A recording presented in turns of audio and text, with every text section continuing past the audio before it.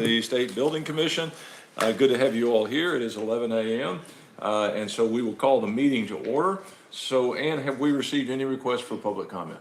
We have received no request for public comment. All right, thank you. Would you introduce the first item then, please? Yes, first I'd like to request approval of the consent agenda, items 1 through 5, which have been reviewed and recommended for Move to approval. approve. Second. It's been moved and properly seconded. Any questions or comments? Hearing none, all in favor of the consent agenda, say aye. Aye. Opposed? All right, consent agenda is approved. Well, now you got to bang the gavel to make sure everybody knows it's been approved. So thank you. All right. It's been, all right. And next item, Our please. next item is for the Department of General Services, and we have Deputy Commissioner John Hall here to present this item. All right, Deputy Commissioner Hall, you're recognized. Yes, Thank you. good morning. We have one item for your consideration today, and the item is on page 3 of the agenda. This is a lease for the Department of Correction, and it is their Community Supervision Office in Lebanon, Tennessee. The agency has requested a much larger lease space for the future than their current lease that they've had for a number of years because they're adding staff, they're adding safety zones and other specialty rooms to this lease. We have advertised twice actually for this lease. The first time we advertised, we got no responses. The second time that we advertised, we got 2. And the lease that we are presenting today is the low-cost lease of those 2, and it is the current property owner that is doing it. So there'll be a renovation project for which it's on the lead sheet, $950,000 that they will be spending to renovate the space. Obviously, for the first several years of this, the first 5 years, it's up to $58 a square foot. Then it goes back down to roughly $25 a square foot for the following 10 years. Overall, it averages $36.61 per square foot. Cost of construction, general inflation, certainly here in Middle Tennessee, is raising our rates. We're seeing it consistently that is out there.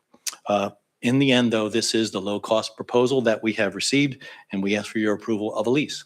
Move to approve. It's been moved and properly seconded. John, I have just a question. This is the same space that they're in today. Yes, sir. And we're putting almost $1 million into it. What is driving that much of a renovation? Because it's, I can't do the math in my head, but it's a lot per square foot. What's driving that? Yeah, it's 3,500 square feet additional. So it's a much larger space. They're adding rooms to this space. They're updating the space. All of those things are going on. Construction costs in general, I have to tell you, here in Middle Tennessee are expensive. And so our team has looked at their cost. We found it to be in line and reasonable with other costs that we're seeing for construction around. And so, and they have asked to what we would call front load the lease. They want to get their money back during the first several years in case there is a termination in later years. So overall, we see the $36 if you stay there for the entire term is really in line with other rates that we're seeing here. However, it is front loaded. And this is also, this is correction. This is also just a change in philosophy for their how they do their security as well. So it's requiring some additional build out for security reasons. Yes, sir. That is correct. We have gone back to correction many times. We're seeing it in multiple leases that they are growing across the state. All right. Okay. Thank you, Ms. Treasurer.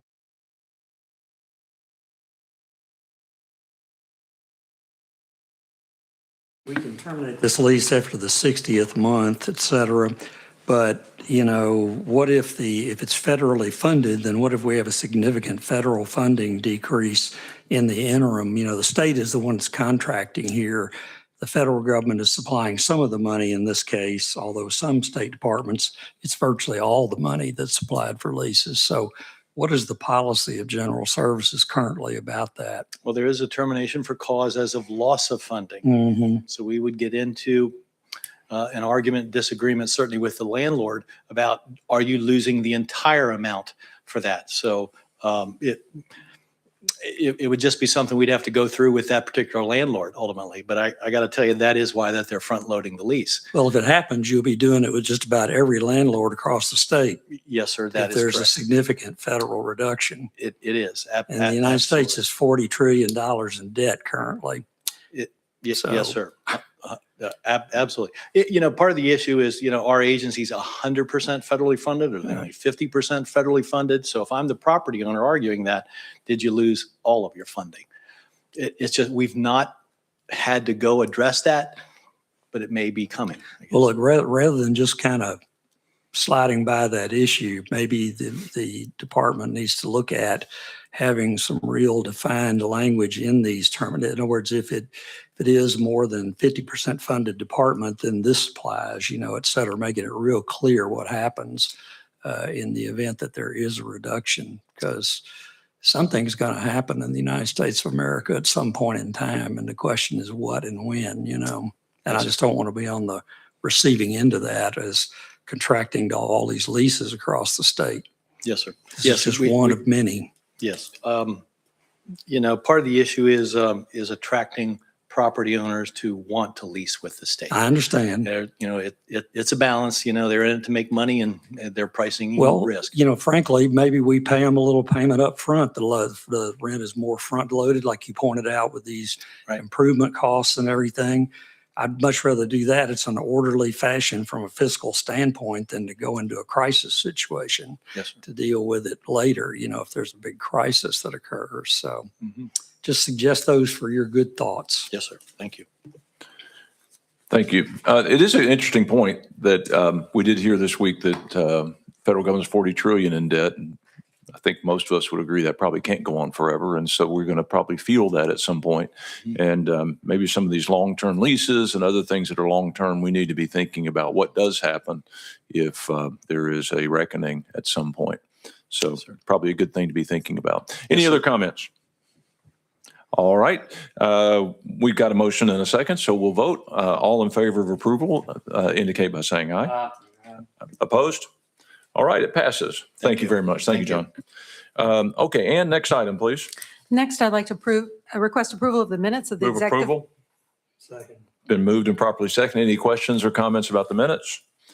All in favor, say aye. Aye. Opposed? All right, the minutes are approved. And next item, please. Next, I'd like to report the following items on the ESC in accordance with the SBC bylaws, policies, and procedures. These include the status update reports from the state procurement agencies. And they also approve the following items approved by the Office of the State Architect. These are 4 capital projects with the total project cost of between $100,000 and $1 million, 2 alternative delivery methods, and 2 disposal easements. Those are the report items. All right, thank you. Without objection, we will accept those report items. The next item, I believe, is the selection of designers, and I believe Secretary Hargett has a motion. Yeah, if I may, as always, these come as recommended by the respective state procurement agencies, consideration of geographic preference as well as work capacity. So here we go. Number 1, Tennessee Technology University Utility Infrastructure Upgrades Phase 1, IC Thomas and Associates, Inc. Number 2, Tennessee Board of Regents Statewide Building Envelope Consultant, Richard C. Rinks and Associates.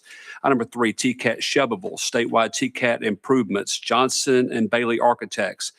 Number 4, Tennessee Board of Regents Multiple Building Roof Replacements at Tennessee State University, Collaborative Design Services, LLC.